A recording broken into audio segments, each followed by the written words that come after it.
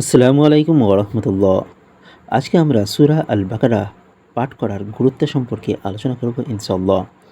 রাসূলুল্লাহ সাল্লাল্লাহু আলাইহি সাল্লাম বলেন, তোমরা তোমাদের ঘর সম্মুখে কবর বানিও না। নিশ্চয়ই শয়তান ওই ঘর থেকে পালিয়ে যায় যে ঘরে সূরা আল বাকারা পাঠ করা হয়।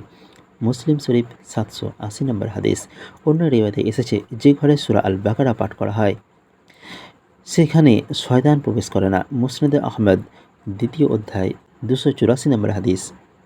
অপর হাদিসে রাসূলুল্লাহ সাল্লাল্লাহু আলাইহি সাল্লাম বলেন, তোমরা সূরা আল বাকারা পাঠ করো, কেননা এ পাঠে বরকত লাভ হয় এবং পাঠ না করা অনুতাপ ও দুর্ভোগের কারণ।